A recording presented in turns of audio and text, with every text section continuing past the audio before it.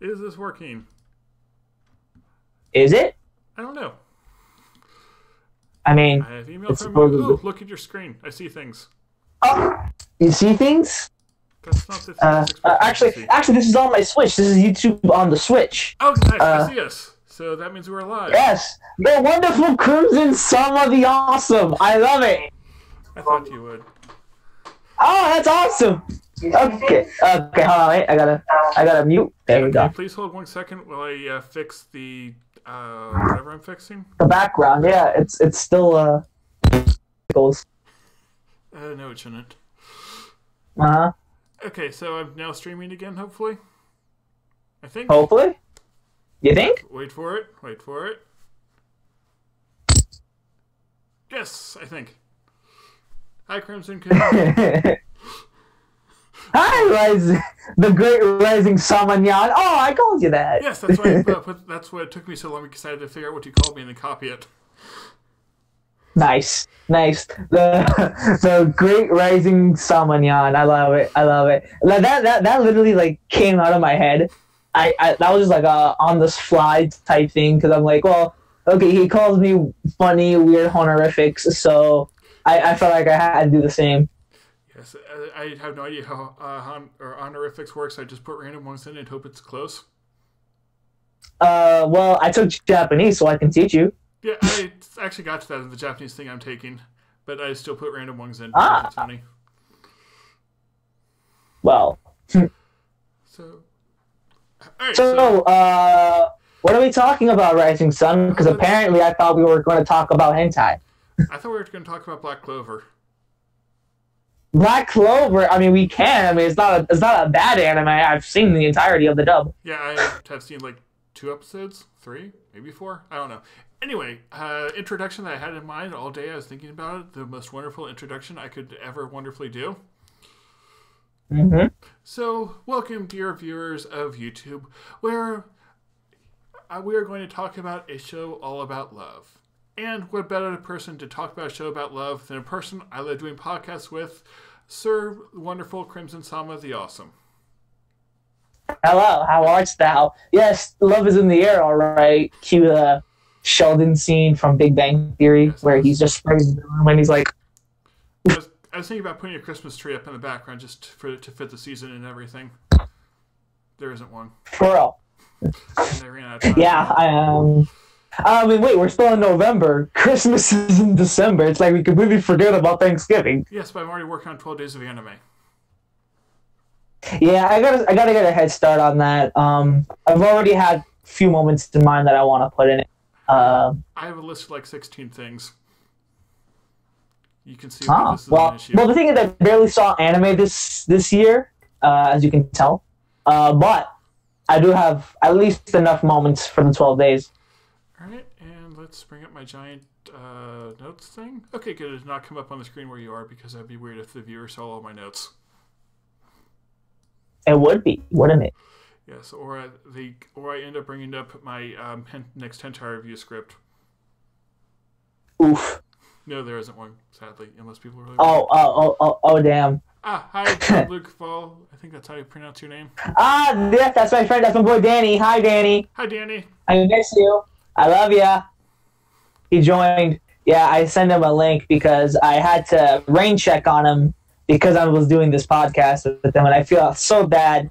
So, hi, Danny. Yes, and hello to everything animated. Apparently, this podcast has more live views than the podcast that he does weekly, which is fitting because this is also known as the greatest podcast ever. It is. This will be the greatest podcast ever. So, people, what anime are we going to talk about, Rising Sun? Yes, we're going to talk about the wonderfully twisted Happy Sugar Life, which is one of my favorite shows of the year so far. Crimson might slightly disagree with me. I wouldn't say it's the best show, but I think it was a very it wasn't excellent. It was like really good, but only in the second half, I would say. I guess it was unlike anything I had seen before, I would say.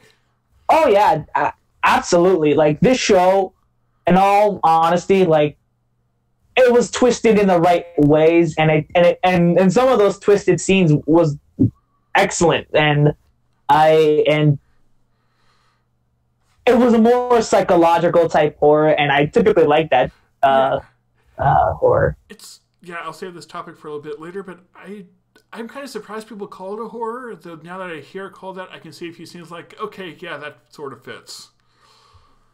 Yeah, like okay, like it's not horror in the sense of the blood and gore, but like it's horror that it fucks with you psychologically.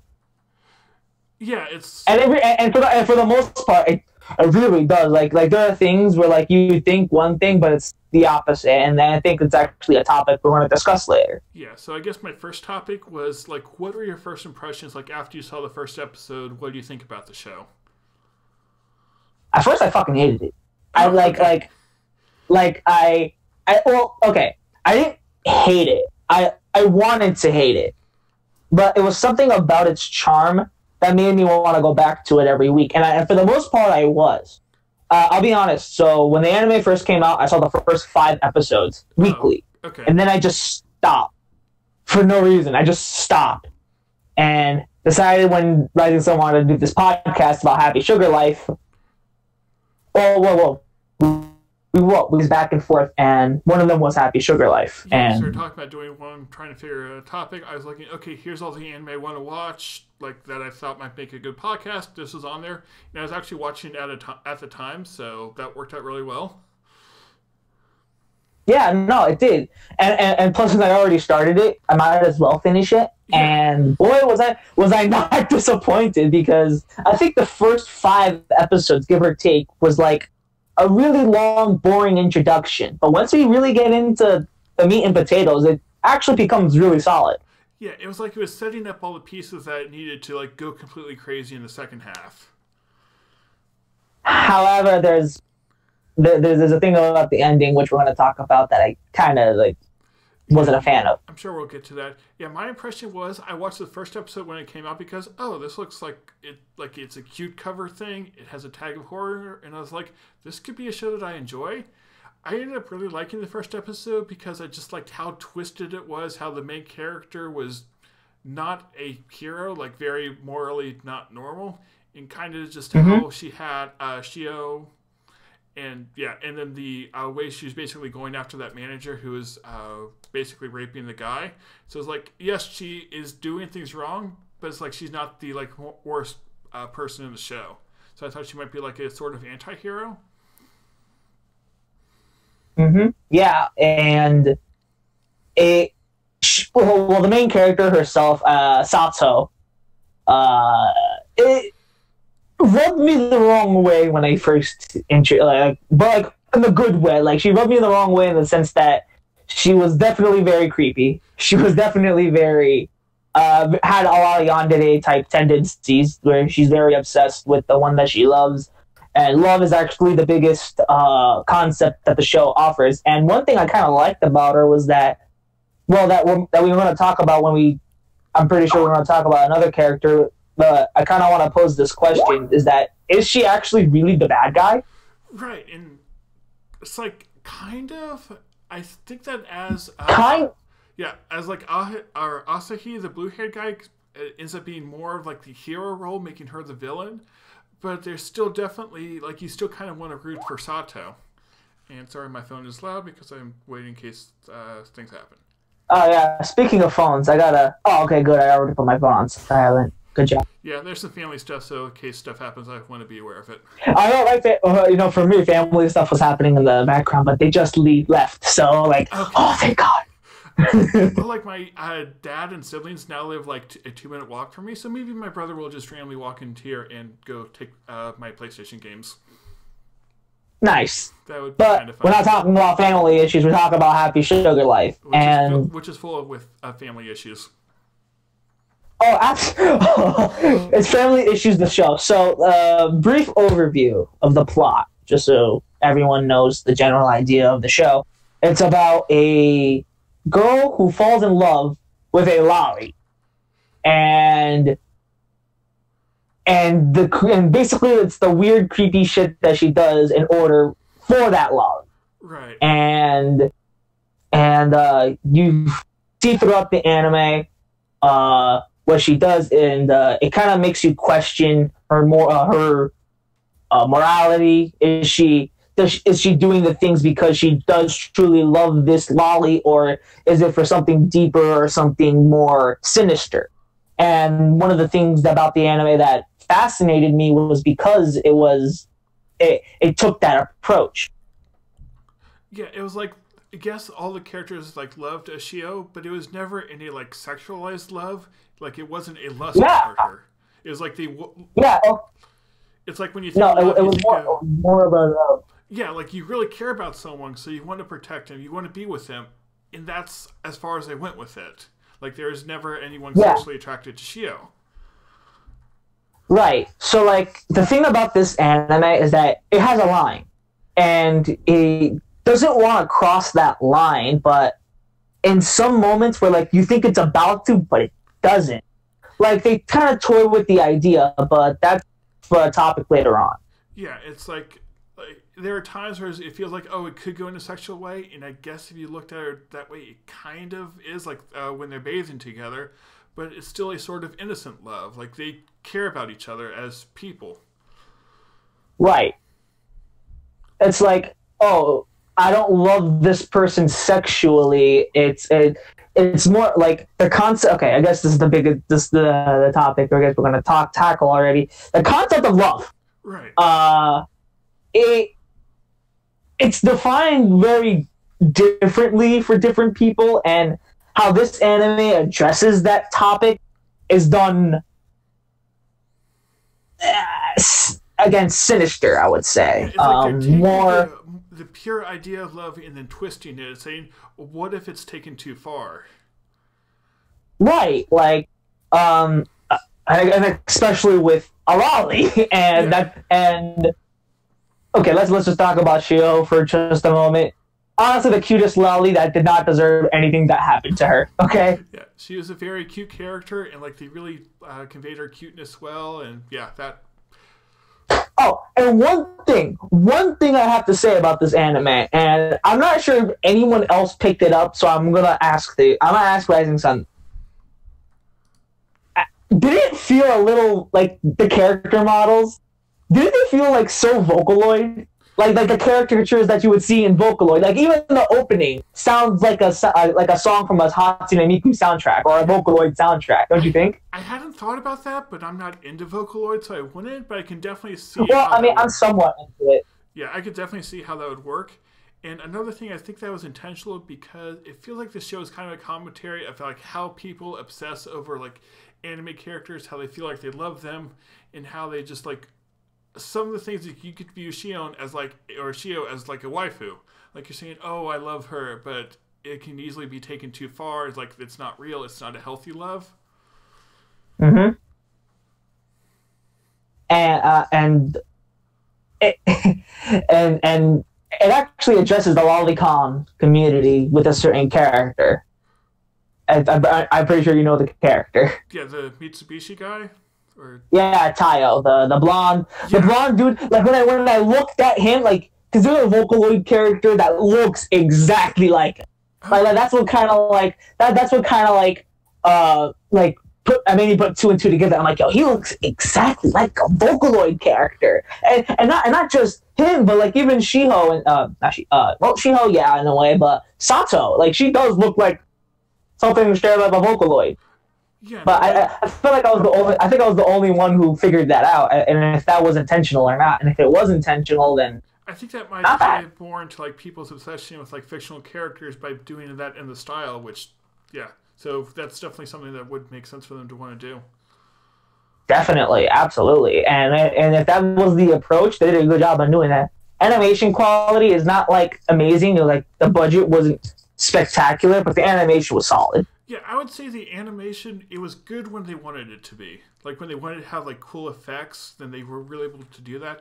It's like a shonen with their, like, putting all their effort into the fight scenes, and when there's not a fight, they don't bother.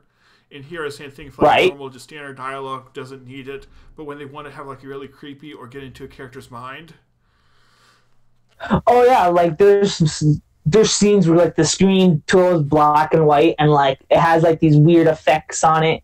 And it's kind of like Sato like becoming more insane with each time it goes like that weird thing, and and definitely when like the weird, creepy imagery shows it, it works. And it does a really good job in effect in using its tone. Its tone is really dark and sinister.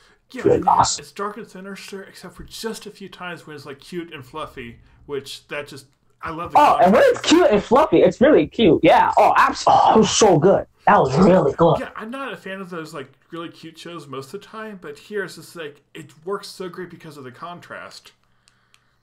Right. White, fluffy, cute sometimes, and then dark and just scary in some other scenes. Dark and scary and murdery. Oh yeah, and that's where like the horror type, the horror genre comes into play, because that's what horror anime like tends to do when like it becomes like. Have you seen Higurashi? The first like 5 episodes, okay. But I know exactly what you're talking about. How Higurashi did a really good job of making really cute, fluffy characters become really insane and psychotic. Yeah, it's like they have these cute characters at times. They like are having fun, and then violent murder happens. And you see exactly. Absolutely.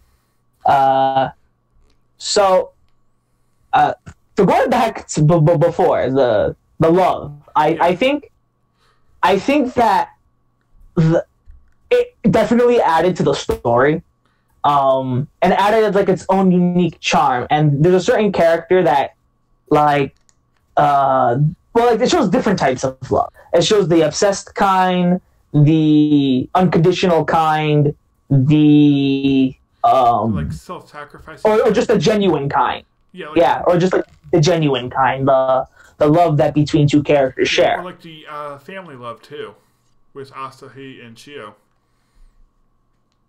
Okay, that the family kind. Yeah, no, love is the center point of the show, and it toys with that concept, and it's effective. It really is. Yeah, and I think like we're going to spoil everything for the show, so there's a spoiler warning. Oh, absolutely, yeah.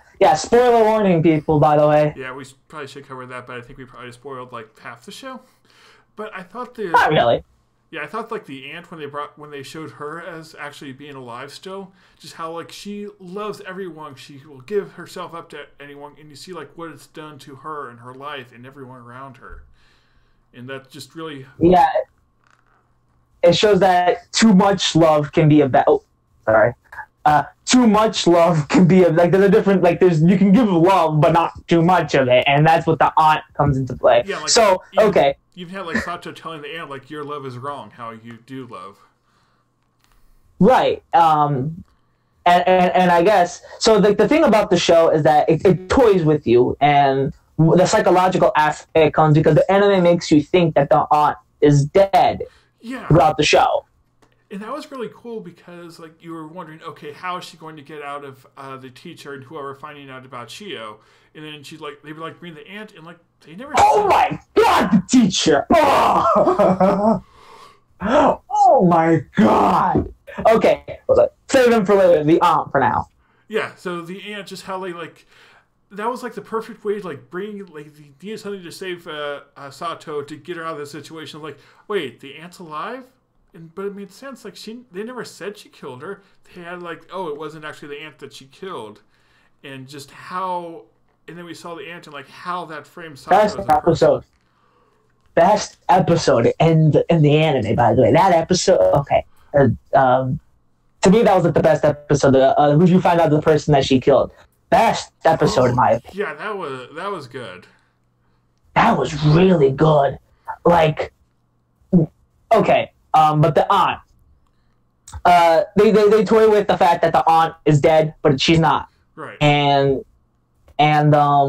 when that big reveal where you find out that she really was alive, was pretty cool. So what ends up okay? So the scene leading up was that the crazy psychotic teacher. What was it? Oh, he wanted to find out because the teacher burned a bag, but he doesn't know what was inside the bag. The teacher thinks that the bag that he burned was Sato's aunt that she killed. Right. So that's what kind of like made you believe that she was dead. But in actuality, she wasn't. And plus, like, there were moments where characters were knocking on her door, but no one would answer. Right.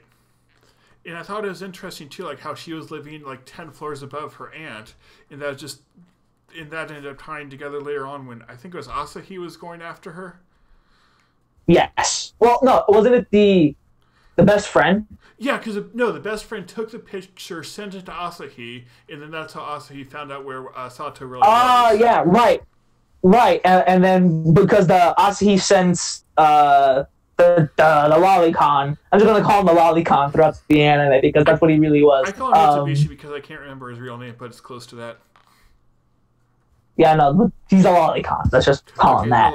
And the lolicon. So he sends the lolicon to her house, and the thing about the lolicon was that he was raped by a girl. Yeah. And he's mentally scarred by it, which, I mean, if you were a guy, I'm pretty sure no one would have been scarred by it. I'm just saying. I could definitely see like being tied up in a closet, being raped probably multiple times. I could see why he's a bit messed up. Right. And it does an effective job on telling that, but I felt like the execution of his character was kind of weak. Yeah. Like they didn't set him up as more of a sense of a character that wasn't sentimental, or like you didn't understand the character until like it happens, and then it just happens, and then we're supposed to feel bad for him, but then he falls into an obsession with with Shiho, and then that's when like yeah, like at first he was presented as like he's a random side character for that one episode to like introduce Sato in like the story, but then he ended up having a bigger role in it. Mm-hmm. Yeah, I felt like he was just going to be like a one-off character that you would never see throughout, and he wasn't. Yeah, but I also I can kind of agree. Like it doesn't make sense. Like I get that he was mentally scarred by that, and that would mess him up. But it seemed like a big reach to say that's the reason he's obsessed with Shio. Okay, so I guess we talked about the two characters that were like the main local point. Let's backtrack a bit to the teacher. Oh yes, your favorite character in all anime. Oh my god! Did I mentally break you already? No, you didn't. Okay. I mentally broke myself because how? Okay, so there's a teacher that was introduced, I think, at like episode 2. Yeah, episode 2. And he seems like a nice dude. You seems. Can't trust the nice dudes in this show. No. Anyway, so. Well, I think my camera just froze. Okay, yeah, I see that. It looks like you're staring at me. At me.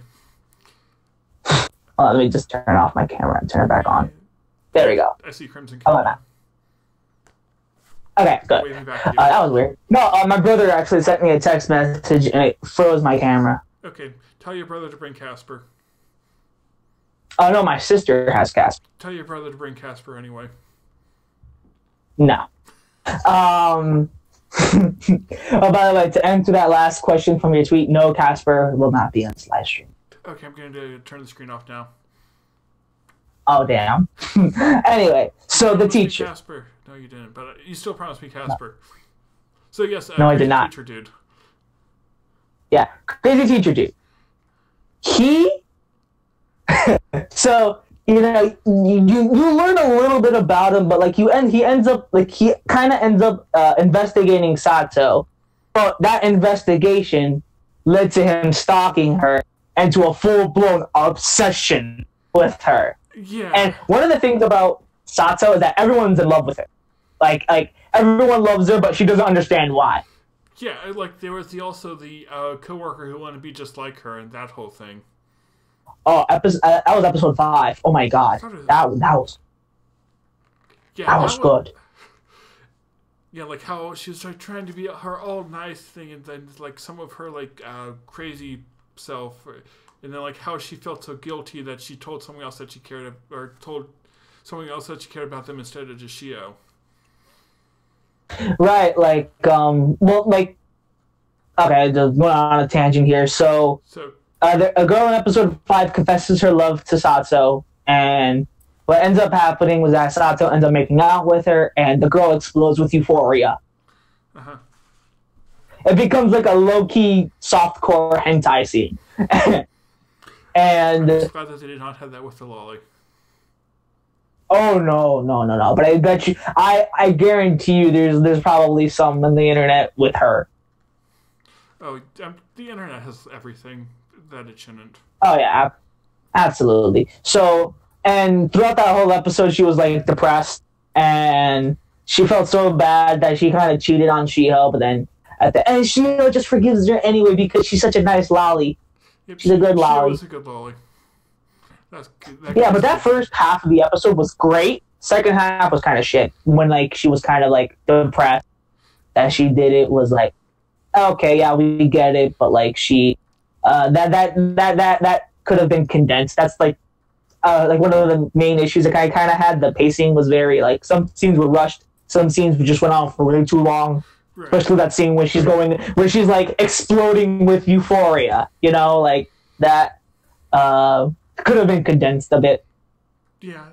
Though something else I thought of that I'm actually happy with the show for is that it's actually like ended complete, fully adapted the manga and everything. Or at least it might cut out a couple things, but there's not like a read the manga ending thing, which, yeah.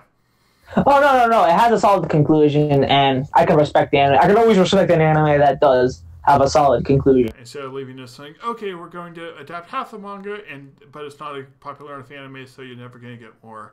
Like certain other shows that we will not mention here. Because there are a lot of them. Ooh, excuse me. Absolutely. So, but yeah, back to the teacher. It becomes a full-blown obsession. He obsesses over her, and you find out that like he has a wife and kids. Yeah. And there are definitely things wrong with that. Yeah, so he's full-blown obsessed over a high school girl, but he already has a family. Well, this isn't the first time he's done this with a high school girl, just maybe not quite the obsession, but having affairs with them and stuff. Right, yeah, like it was revealed that like he was doing this with other students, but Satsu was like the one that he was obsessed with. Right. And I forgot what led to him hiding, taking the bloody bags, to the trash. I forgot what she does in order to get him to do that, but there was that. I remember it being a really creepy scene. I think she was kind of like seducing him to a point to like get him to help, or that was like his way of like, getting him on her side. Right. One thing about Satsu is that she knows how to manipulate. Oh, she does. She knows how to be like the perfect amount of sweet to get what she wants. Yeah, definitely. The scene with where she's making out with the girl was definitely one of them. Yeah, how she was like working with her friend to like keep everything a secret with them, and right. And somewhat of the best friend, but I guess the best friend we'll save for her later. Because I guess we can talk about her now. The best friend. You want to talk about her? Yeah, and how she violently died by being stabbed and stuff. Honestly, she was a character that wasn't necessary but needed to be there. Yeah, I think part of what that was is like she and Asahi were kind of like the moral characters of the show, trying to do good and all that. And so them working together was like fighting against the evil of Sato, and like they could possibly get a happy ending together. Especially like how she was telling like Asahi, like, you're a kind person, you encourage him, all that. Right, but then when she dies and Asahi doesn't know what the hell happened to her, it becomes like a fit of rage, and it's actually because of her that Asahi ends up finding where she lived. Right. It's like because of the picture that told Ozzy what he needed to go figure it out, and that's what led to everything in the end. Oh, and I also love how Asahi was able to put two and two together and was able to find out that Mitsuboshi, the lolicon, whatever, right, was an accomplice because she ends up manipulating the lolicon. Sato ends up manipulating the lolicon to basically get Asahi off of her trail. Mm-hmm. And, yeah, that guy, Mitsubishi is basically manipulated by everyone. Oh, this poor dude. Okay, I get it. Like, I'm not gonna say like, oh, what a poor sap. He's not. I don't think he deserves everything that happened to him, though. No, he did it. Like at first, like, okay, he seemed like a nice dude, but when you find out that he was missing, like, oh, and then one thing led to another, and like, oh, and then you find out that he has a lolicon obsession, and you're like, oh, but then like, and then that scene with him and Shiho in the park, and she's like, it's okay, good. Yeah, oh my god. By the way, Shiho, she's like I can definitely see why people love her. Yeah. I can definitely see that. Right, so she's like basically the light. Oh yeah, she's basically the light in a really dark tunnel. You know, like she's like the only pure character, even if she is also a little bit messed up. And like she doesn't really do anything wrong. Like if you think about it, okay, and like episode 10, you find out her backstory, right? And so you found out that she had a very dysfunctional family. Her dad was an alcoholic. Her mom was mentally unstable, and her brother was also mentally unstable. Mm-hmm. And I think her brother is one of the more mentally stable characters of the show, which says something. No, but then like, wouldn't you say that like towards the end he finally snaps? To a point, he is still after his goal to get Shio back, and it is like more of a like he'll do anything necessary for like a good reason. Right, and I guess Shiho was mostly like the not a moral compass. There's something else. Yeah, I know what you're saying. Like, I want to say like hope spot, but maybe that's not even the right word. I mean, I guess you can say that. She's definitely she's again the light at the end of the tunnel. The one character that keeps everyone at peace. Right. You know. And or it makes him you find out that she has a very dysfunctional, and when you hear this backstory, like you're like, damn. And then the thing about Asahi's character is that yes, you find out that he's supposed to be set up like the hero, but was he really the hero? Because Asahi's goal was to get back Shiho for her family, right, and be a family all over again. Well, Sato was the one that brought her out of that. You know? Right. So was and then the question at the beginning when I said, is Sato really the villain? Because she technically saves Shiho and brought her happiness. Yeah, like Shiho has a pretty good life with Sato. Yeah, and for her brother to kind of almost ruin that for her, you know, like it kind of set it up like Sato was the hero, but was he really like you're supposed to feel bad for Asahi, but you also kind of had to feel bad for Shiho because Shiho was the one that was like in the middle of all of this. Yeah, it's like Sato, she didn't want to be in this. If it weren't for the like weird age romance thing, like Sato and Shiho living together, they have a good life together, and it seems like I doubt that Shiho could have as stable of a life with Asahi, considering like Asahi is homeless.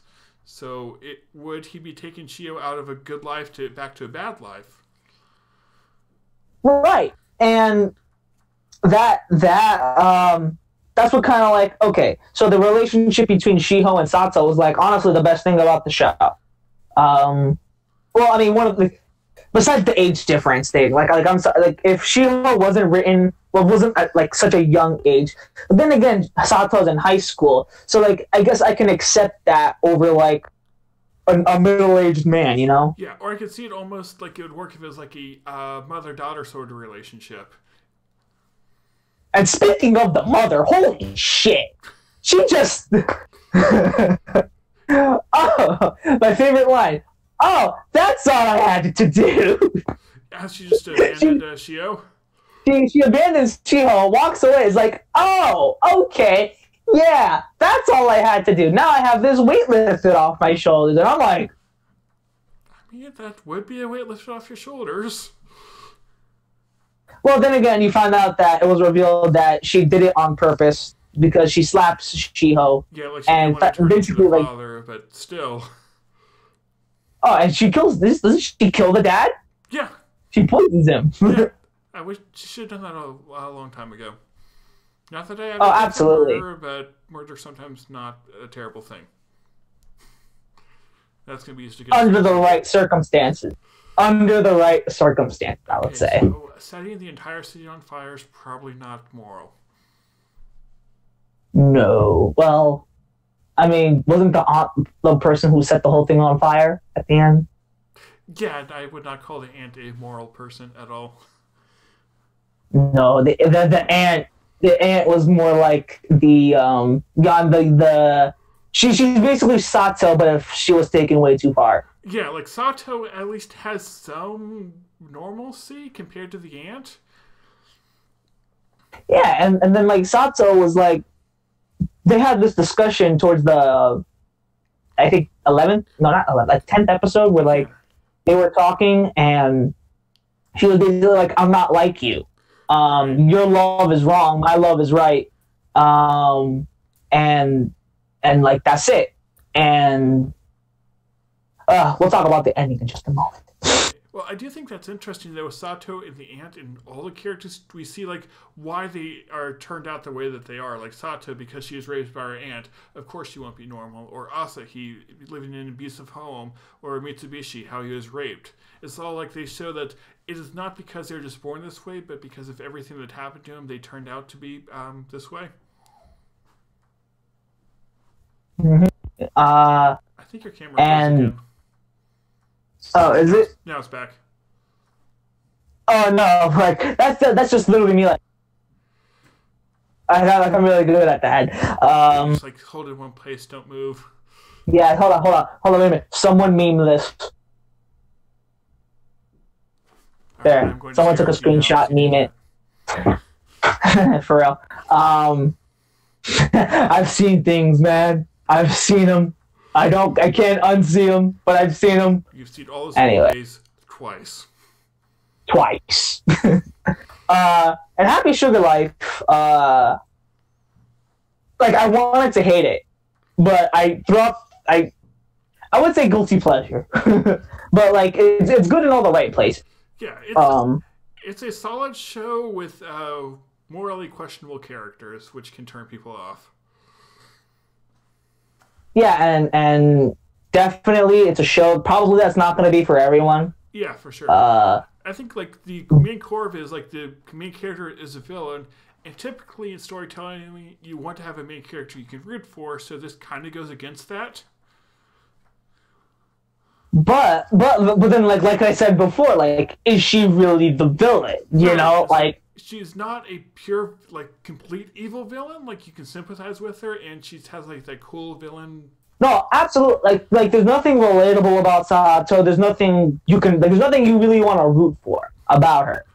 Yeah. However, the like coolness factor of a character is like the main thing that you can drive people to her. Like, oh, she's able to outsmart these people more evil than her.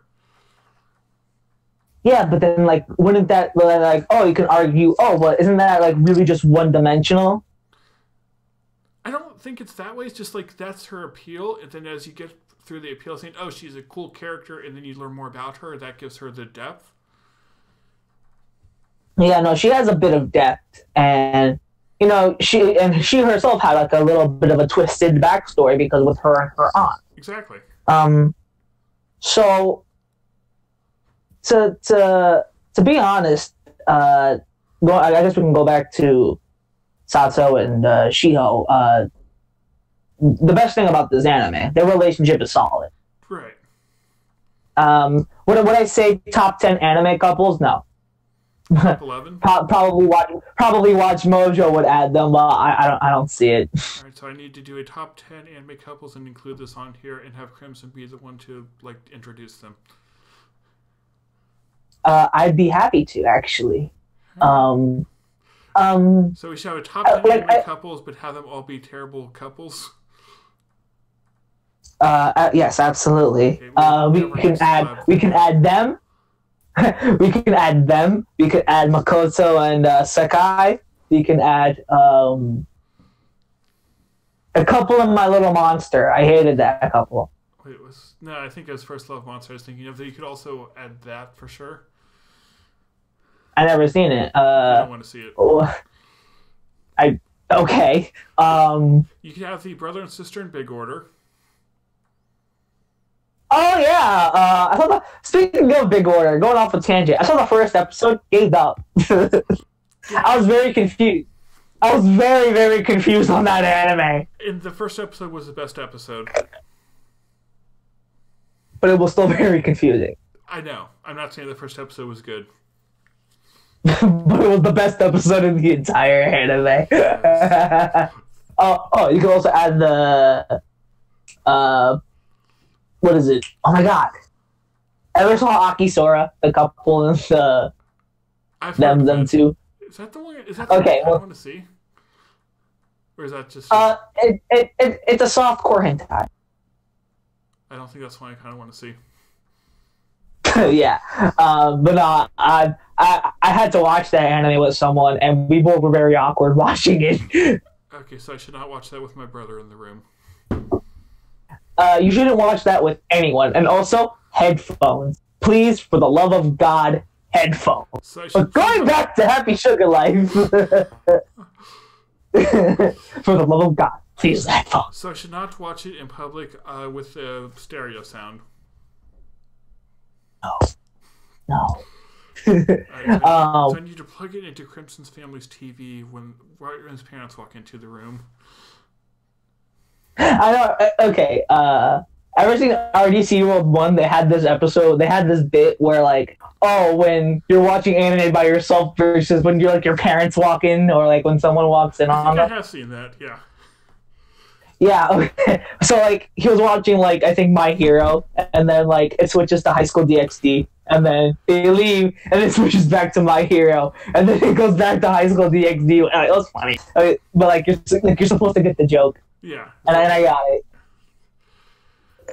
Yes, that's why you should never watch anime if there are any people within like 12 miles of you. Oh no! Like you have to like put them like under lock and key. We don't get moments like these, so like that's why like even though we're talking about Happy Sugar Life, we don't get moments like these, or we just shoot the shit anymore. So like podcast or Discord calls. I know, right? Like we should, that's what we should do. Like, just like random like topics and shit that we should talk about, and just record it as a pod. Which is basically what 98% of podcasts are like anyway. Yeah, just like call me like at midnight one day. It's like I want to record a podcast. Like it's midnight. I want to go to bed. Okay. Okay. Hey, Rising Sun, you busy? It's 1 a.m. A podcast. I'll get my stuff ready. I don't even sleep in the same room as my phone, so. I leave my phone charged overnight. But anyway, Happy Sugar Life. That was a long tangent. What were we talking about? Yes. So I guess since we're nearing like the 45 minutes, we're nearing the end of the video. So that means we should talk about Crimson Sama's thoughts on the end that he loves so much, and it's even better than the School Days ending. Would I say it's better than the School Days ending? Well, the School Days ending was like what, Sweet Justice. This one was like more half-assed. Well, I wouldn't say half-assed because so at the end, okay, so what ends up happening was that Shiho and Sato are leaving. They're about to leave. Right, they're about to leave the country or something. And after she kills her best friend, after getting all this stuff together, all this plan, Sato working to have like this life together with Shiho in another place. She puts and she sends the aunt to basically burn her home. Like set the whole like condo place on fire, or apartment place. Right. So as they're about to leave. Oh, before that, by the way, they get married. Well, married. Because like it's not an official wedding, but like they get married. Yeah, like they do the wedding vows a lot, which I think is another interesting idea with the whole love thing. But anyway, continue with your thoughts. Oh yeah. Yeah, no. I felt like it was very biblical. When they did the recite the vows, in sickness and health, in bad moments and worst moments, I vow to always love you. That whole Bible verse. Yeah, I like how you say the bad moments to worst moments.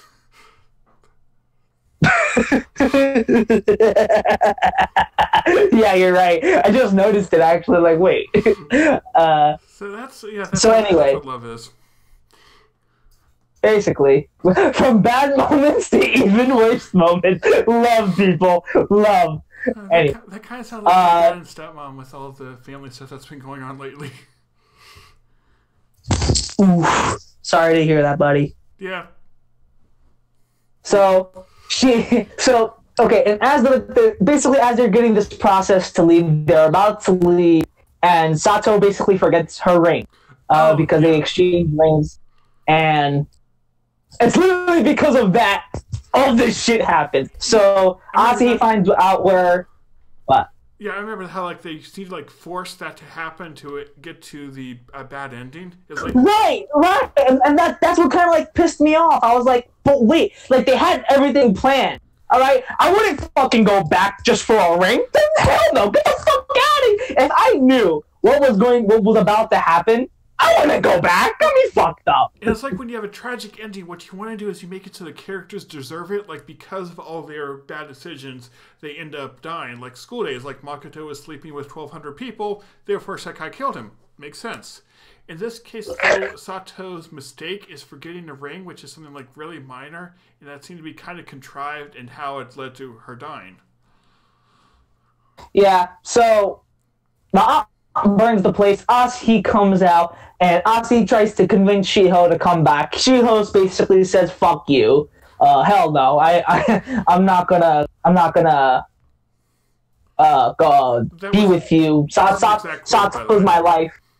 Huh? That was an exact quote. Fuck you. Fuck you, Oni-chan.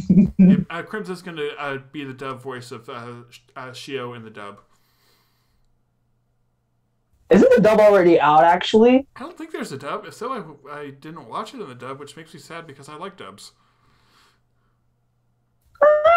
Lately I've been watching a lot of dub. In fact, I watched Seven Deadly Sins, Black Clover, and right now I'm watching Toradora, and that's in dub. That's all in dub. Which, by the way, it's on the first episode. Toradora. Yeah, good introduction. It's a good show. Good introduction. I have a review with more thoughts on it, so. Hey, maybe that'll be the next podcast. Who knows? I saw it like 2 years ago, so. But regardless, and basically, what ends up happening is Asahi and Shiho, Asahi and Sato start fighting, and they go up to the roof, and they both jump off. Well, Sato and Shiho both jump off. Yeah. Sato dies. Shiho lives, and from that moment on, you think, oh, happily ever after. Now Asahi's with Shiho, and they get to live a happy life, yada, yada, yada. Well, I'll put a question mark under that because after her death, something weird starts to happen to Shiho, and guess like Shiho feels that Sato is inside her or something.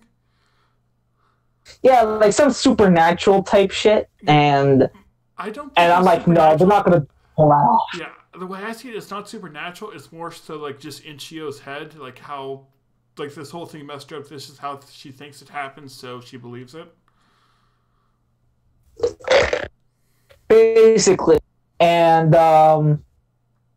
and and it's sad because as they're falling, you end up seeing like clips of like what their life would have been like if they just what could have been if they just had said fuck that ring. And what another thing I thought was interesting is how like they showed you the like them jumping off the roof at the very beginning of the show. Don't know if you remember that from when you saw episode 1. Right. Actually, I remembered that. I forgot what it's called, but it's like there's actually an actual term when they show you the ending. Forward, maybe? Is that the right term? I'm not. I don't like. It's an. I think it's in Latin or some shit. Okay, but like there's an actual literary term for where a story starts in the end, and it tells you everything that led up to that ending. I know it's like in medias res they do when it's which is one of my favorite things. Yeah, it's like in medias res they start like midway through the story and then get to the end.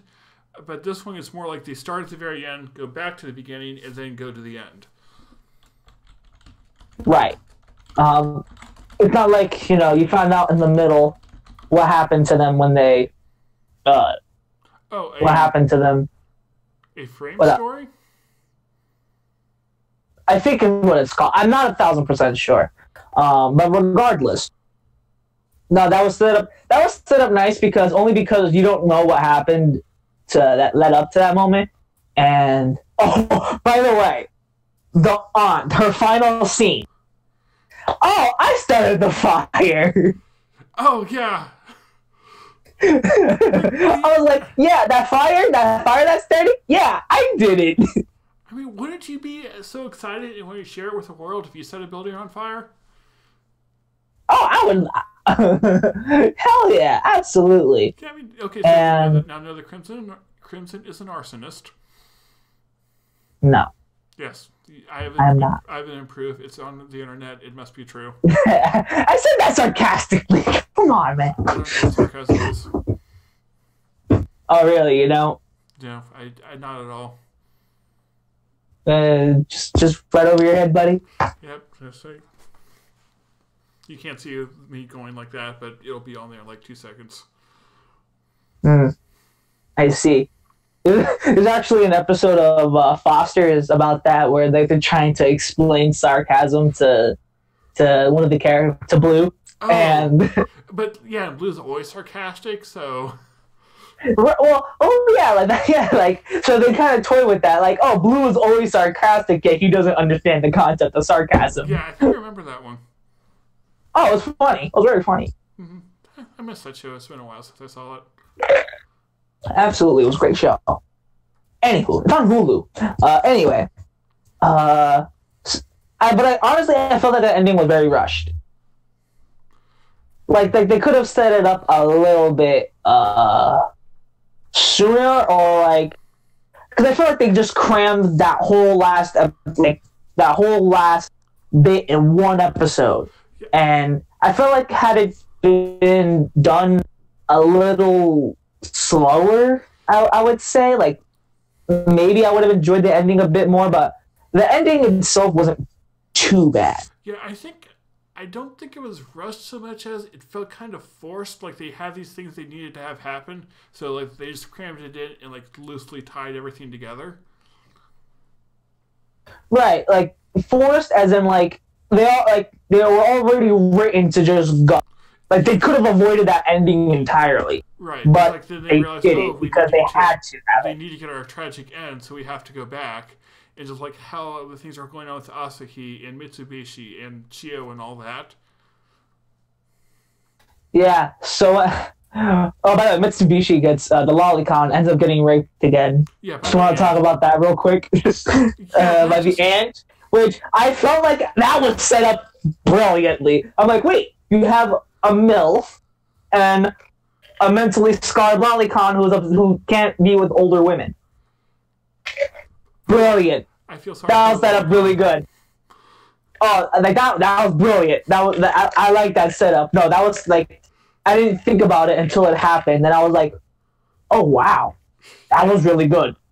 Yeah, that was one of the things that kind of felt like it came out of nowhere, but it makes sense considering like she's so messed up. Like he is like frozen by older women, especially when they're coming on to him like that.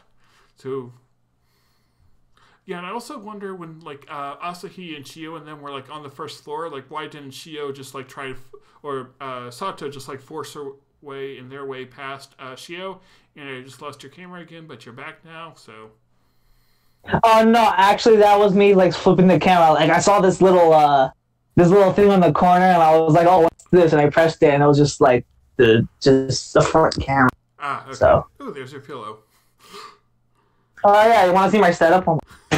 10 out of 10, by the way. This is literally this is what my phone just like have my pillows crammed in. Like you can see the spot where I had my phone. Oh. Like right there. You should see mine. Like I have my phone like, or no, not my phone. My camera like on the filter thing for my mic. So it's like I don't have a good place to put my webcam. So every time I have to do this, I like have to get it set up, and it's weird. Yeah, when I do these podcasts with Rising Sun, I don't do it on a laptop. I actually do it on my phone. And this is the reason that it's always on my channel is because like you cannot live stream someone else like this with your phone. Yeah, like we tried two things. We and I don't mind sharing this. We tried two things. I tried YouTube Gaming because YouTube Gaming allowed mobile capture, and I was like, oh, maybe I can use this as like, or I can finesse this to get my phone to or to like capture people our dialogue. Right. And that ended up failing. And I remember trying like this weird mobile app that allows you to mobile capture, but that didn't. Yeah, and I wonder if we could do it if it was just pure audio sometime. But yeah. So okay, everyone. Oh yeah, that definitely. But. So everyone donate to Crimson's Patreon that doesn't exist so he can buy himself a laptop. Yeah, we have perks. So if you donate a little as $1, I'll put your name in the descriptions of my videos. Yes. If you donate $5, if you donate $1.01, I'll let you have the half chicken Yankee cup. Just some stupid shit. If you donate $5, he'll finish watching Arrow manga sensei. I mean, I'd pay $5 for that. I actually not like. I like if I were to set up a Patreon, I would do some things like that. Like if you donate $1, I'll put your name in the description of my video. Thank you for pledging. But like, I need to have like a lot of subs to do that. Yeah, I thought about doing a Patreon, but like I'm still a kind of small channel. I don't really need the money since I have a job and some other things, so. I have a job that I only work 2 days out of the 7 days of the week, so I would need a Patreon to help me sustain a healthy life, but it is what it is. Okay, so Crimson's going to take over France and that, so he'll get all his money. No, I'm gonna be a professional Twitch streamer, so like, so instead of like begging people to like and subscribe, I'm gonna tell them to subscribe and be a part of the Crim gang and dab on the haters. No, I'm kidding. Oh my god, why did I do that? You see now my public image is ruined. I gotta go. And that concludes our live stream with Crimson Coon giving up on YouTube, Twitch, and never having friends who respect him ever again. Wait, can he still hear me? I did not hear a single word you said, but I'm gonna watch this video again and go back, and then I'm gonna be like, wow. But whatever you said, don't believe it. Oh, I believe everything. Because I would never lie to my wonderful viewers who are so awesome and wonderful, and the two people watching, one is Crimson. Shout out to the people of Rising Sun's channel. Yes. Even though we've been promoting, although like we've been promoting, like we promoted this podcast way before we even like begin. Like typically we do it like last minute, but no, this time we took precautions, and even though like we only have what is Danny still there? Yeah, like who's on the live? Hi, whoever's still there. Maybe they just like have it up. They went to the other room to play pinball. I don't know. Maybe they just wanted to talk about Happy Sugar Life, and then in which case, cool. Yeah, because I remember, I was waiting for my class to start when I realized, oh, I should probably promote this on Twitter. So like I was typing something quickly, and then realized, okay, time to go to class and learn things. And why do people keep messaging me while I do podcasts? I know, right? When I was doing it, I was on my way to school, and an Uber canceled on me, and I was like, fuck. And then I had to spend more money on an Uber just to get to school. That sucks. Yeah, I go to school like part-time, and where I work is right next to the school. So I just like, okay, it's like... Oh, that's convenient. Yeah, it's 9:30. Okay, time to go to school for an hour, then walk back. Nice. No, I'm a full-time. I'm literally there 5 days out of the week, and I get Saturday and Sunday off, but Saturday and Sunday I work at 6 o'clock in the morning. Oh, yeah, I do not miss school. You really shouldn't. Yes, the stress, no. I'm so glad to be a working person. I finish the 40 hours, I go home, I worry about non-work things. Yeah, no, you worry about what new anime are you watching this season. Yes. And if it's not Goblin Slayer, then you're wrong. No, I'm kidding. So, next podcast, Goblin Slayer? Fuck it, why not? I mean, because that's such a controversial anime. Yeah, I feel bad that I never made a video on it because... Right? Like, I felt bad that I did it. Like, I felt like I had... The thing is, like, I feel like it's popular, but for the wrong reason. Apparently my volume is at a very low level. Yeah, no, like, I understand why it's popular, but at the same time... Yeah. Damn, that first episode, I saw the first episode, I was like, they did it. Yeah. They did it and got away with it, like, damn. Huh. Okay, why is my microphone being so quiet? Tell me how to make my microphone louder. I can still hear you. Yeah, I can still hear you. Someone in stream commented it was low, which I had someone else tell me in a Discord call, so it's like, yeah, I probably need to fix that. I'll figure that out later, though. We can fix this in post, except we can't because it's a live stream, but that's okay. That's fine, I mean... Yep, love you too, C. Nice. I can't read stream chat, unfortunately. By the way, just so everyone would know, this is actually YouTube on my Switch. YouTube actually is on Switch. Oh, yeah, I'm getting a Switch this month, I think. Smash Ultimate comes out in less than a month, and I'm very excited for that game. You're getting a Switch. By the way, any recommendations? Yeah! Come on! Hop on this wave, buddy! Hop on this wave! Let's go! Yeah, Let me rip your ass, Smash! I got the first 3 Smash games. I never got around to getting the Wii U one, so yeah, I'm excited. I know, I'm very loud, by the way. Yeah, and are there any other games for the Switch I should get? Hold on just 1 second. They're all right here. Ah, okay. So, I got Xenoblade 2. That you should definitely try. I mean, you're already playing Persona, so I wouldn't recommend this right away. Yeah, I like going between different types. Mario Odyssey. Oh, I've heard that one. Mario Odyssey. Fun. It's very fun. I got Mario Kart 8. That's when I only play with friends. I got Bayonetta 2 and 1. I got it downloaded. Oh, okay. And Breath of the Wild. Okay, so time to ignore all those recommendations. Because I'm so definitely. Oh, continue to play Persona. That game's great. Yeah. Next podcast? Persona. I'm not impressed so far, but I think it'll pick up soon. Oh, yeah. No, the beginning starts off very slow. Are you still in the first dungeon? Yeah. I got to the first dungeon when I was playing. Oh, so you're still in Kamoshida? Yeah, the pervy teacher.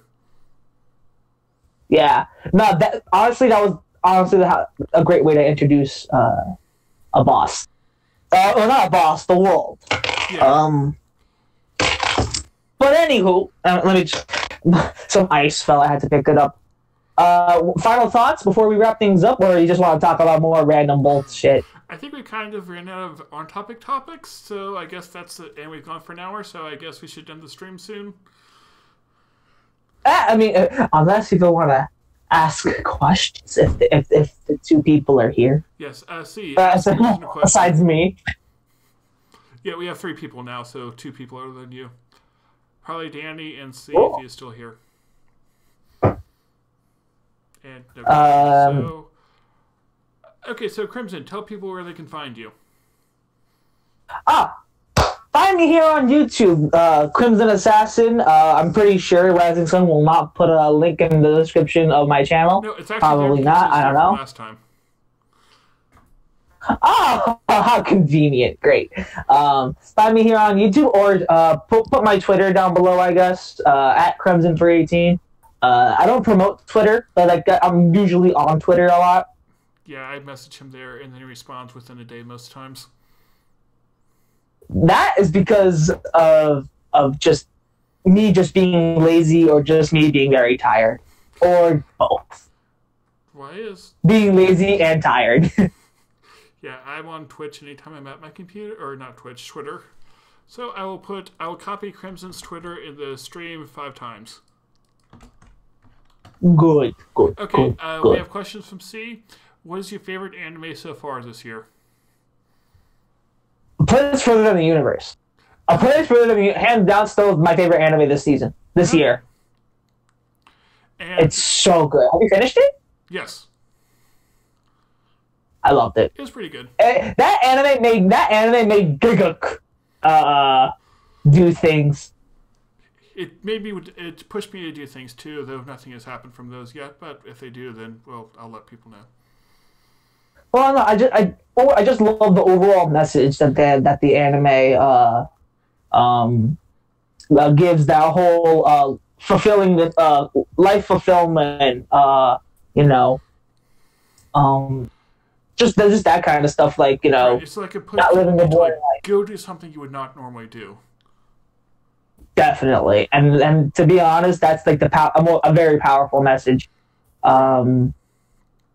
But that would be my favorite anime. I think the worst anime I saw I haven't seen a really bad anime this season yet, so I might have to change that. I think the worst anime I've completed is a controversial one, which will probably get people to throw things at me. But the worst anime I've completed is Devilman Crybaby. Ah, that's right. Yeah, no, I understand though. I definitely understand your point of view. It's not for that anime. Is definitely not for everyone. Yeah. But I think I liked it better. I got my brother to watch it. He's just turned 18, and he has not seen many anime or any anime like that. So I said, "Go watch the first episode. Tell me what you think." Yeah, no, Devilman Crybaby. Yeah, I'd say it was like average for me. So it's like the lowest score. I'm actually very upset. I never did a review for that anime. I never did a review. Okay. We have another question though. How many licks does it take to get to the center of a Tootsie Roll Pop? I don't know. You ask me. How many licks does it take to get to the center of a Tootsie Roll, Rising Sun? 4,812. Has someone actually done it? Like, actually, like... has someone actually, like... I can't imagine. I can't imagine just, like, licking a Tootsie Roll until... and counting how many times they lick it. That's what she said, by the way. Okay, next question. Who is the best anti-tuber and why is it Neighbor? I don't know who Neighbor is. But I will answer this question, and the 2 greatest YouTubers I have ever seen on this world are Sea Tactics, because he has Mr. Kitty, and Crimson Coon, because he has Casper. Hey, thank you so much. My favorite anti-tuber, well, of course, was the man that I'm with right now. Of course, my friend Rising Sun. Oh, damn, you should really check him out. He's really nice. I heard hentai reviews. Yeah, I would say Black Critic Guy, but lately he hasn't been doing any anime reviews, which I've been very upset about, and kind of annoyed at him. I've been very annoyed at him for a while. He was my inspiration to do YouTube stuff. In fact, I copied his style, and it worked. It's been working. I did a video about like my favorite anime YouTubers, and you are on there, and I was going to mention, yes, he reminds me of Black Critic Guy. But then I didn't post that video because reasons. Oh, thank you. Thank you for putting me on there, right?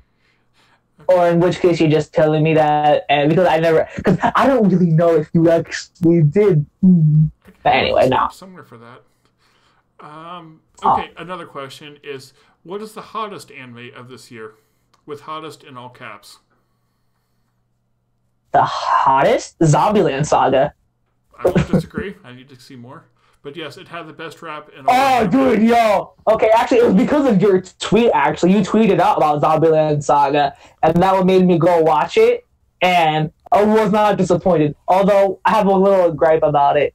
They should have went all out in the beginning. They could have went all out in the cliche. They should have.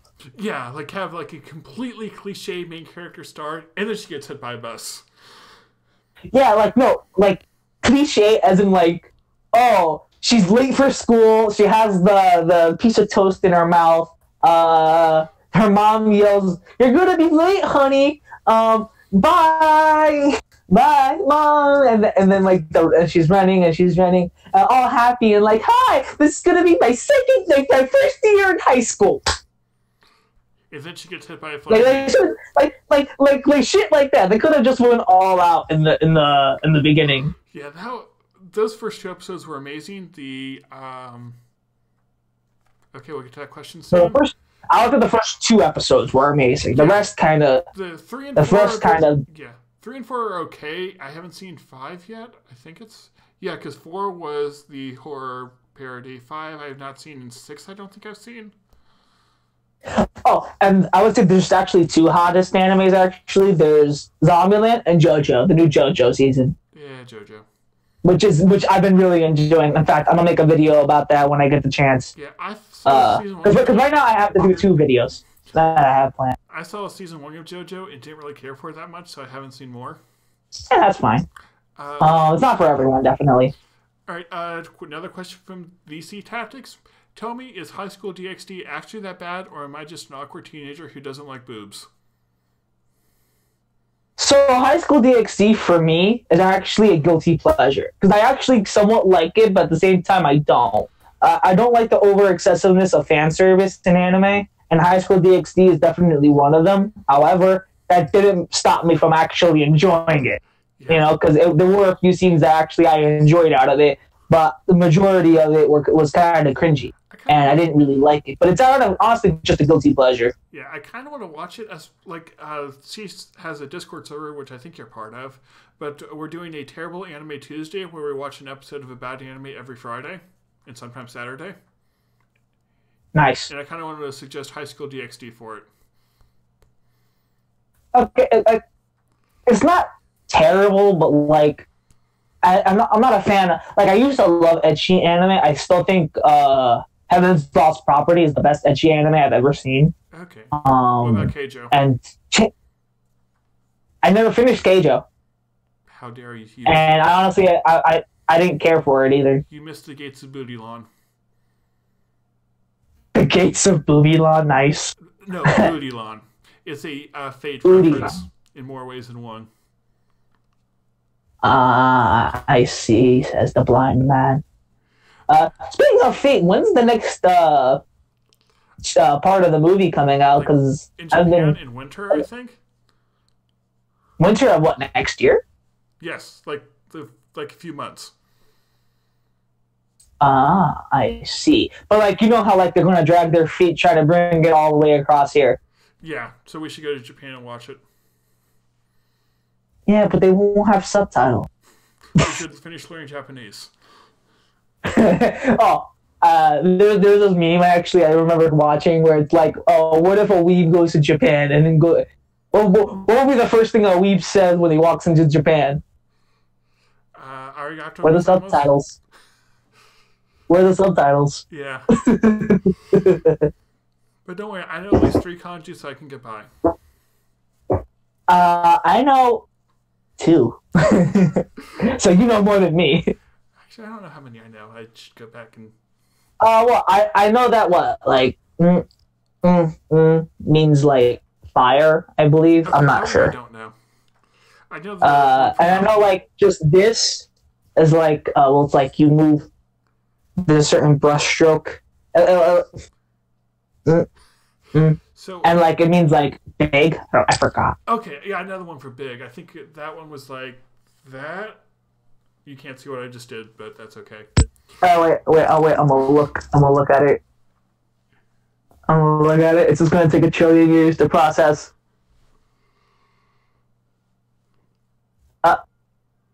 There it is. There it is. Yeah, I'm pretty sure it's that. Yeah. And, okay, one more question before the chat went completely weird. Do you think that C Tactics has a chance of becoming friends with Chibi Reviews? I don't know. Do you talk to Chibi Reviews? No. I don't think he does. Alright, so no, he has no chance of ever making friends. Well, I mean, like, if you just slowly get to know each other, then maybe. Okay, so you're saying that we should go stalk Chibi's house and steal all his bacon. Not just his bacon, but his eggs, so he won't have breakfast for tomorrow. No, because if we steal both, then he'll know he won't have breakfast. He will have accepted his defeat. But if he sees eggs there, then he'll think, oh, I can have breakfast. But then, when his spirit is getting high... Well, then just take his eggs. If you take his eggs, then, like, oh, he can't have breakfast because, what, he's just going to eat bacon? I mean, yes. I mean, like, you can have more things with eggs than really bacon. I mean, like, what? BLT... That's like probably the most breakfast you're gonna get out of bacon, just regular. You can put bacon on pretty much anything. Like you can put it on pizza, you can put it on. But that's more like lunch or dinner. Like if you were to have like a bacon cheeseburger, that's like dinner, not really breakfast, you know? Okay, now we got. And we're talking about the concept of breakfast. Okay, we got a weird question from C now. Rising, can we make out? I'm gonna say no. Let the ships begin. Let the ships begin to sail. Rising X C Tactics. I've already had fan fiction written about me and my sister. I don't need more. Damn. So what were we talking about before? About a certain anime? I totally forgot. So that concludes our podcast live stream of Happy Sugar Life, along with 5 other tangents. We were talking about Happy Sugar Life? Wait, what? I thought we were talking about school days again. Well, yes, kind of. Question for Crimson. Can you do a handstand? No, okay. I'm not going to. Question for you. Can you do a handstand? Can you do a handstand, Rising? Want to find out? Sure. Okay, thank you for watching. We'll see you all next time. Bye-bye. Bye.